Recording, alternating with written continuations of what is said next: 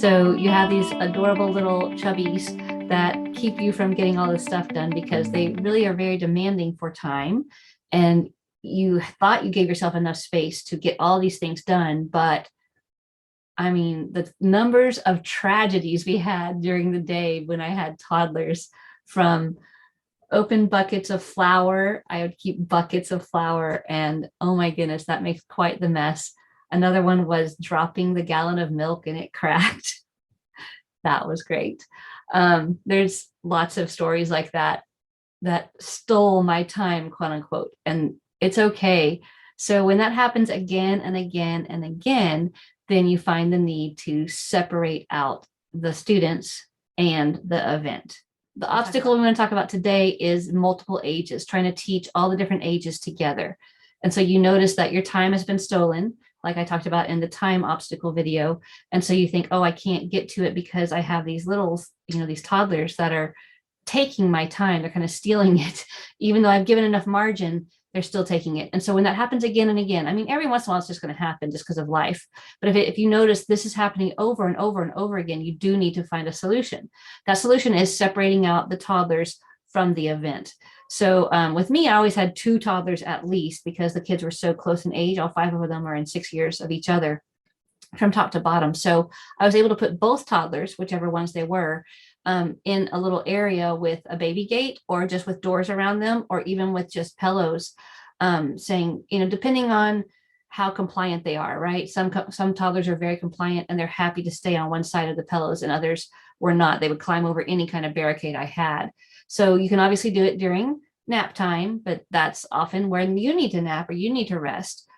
But what I did was I had them separated off with a baby gate, a large one. I found them at garage sales. Now we have Facebook Marketplace. Craigslist has always got them. I'm giving some away right now because we used it for the chickens.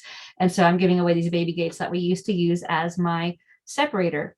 Inside the separator with the toddler, I put a laundry basket that had only toys that were allowed during this time.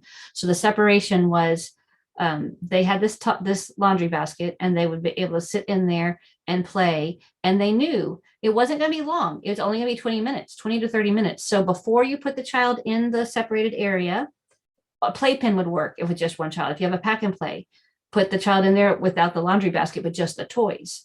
And so they know it's only 20 minutes. And so they get this time to themselves with these special toys, or, 1 or 2 toys, and you rotate those out. So it does take a little planning on your side. For me, it was all the things from Discovery Toys. I loved that company. So all the little balls, the building blocks, the stack them up rings, anything that was manipulative, I would put the toddler or toddlers in that space with those toys, separate it out, set a timer for 20 minutes.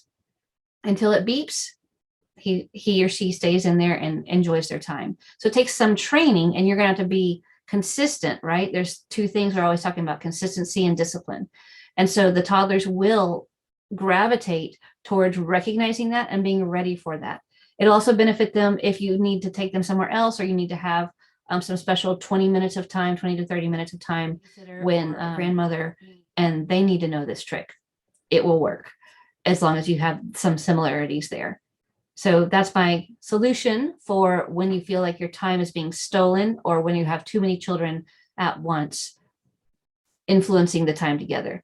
You do need to make sure that that 20 minutes is for the hardest stuff. Usually for us, I saved it for math because that was the part where I needed to be sitting with them, or something heavier like writing, where I could not be distracted again and again. Other than that, I kept the toddlers on my hip.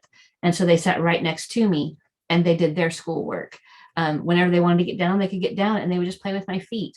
So it depends on your relationship and how you manage your children and how your children interact. Because mine were so close in age, they got together really well. I didn't have that many obstacles with schooling them all at once. But I hope that does help, separating them out physically and separating out special toys just for them, only to be used during that time.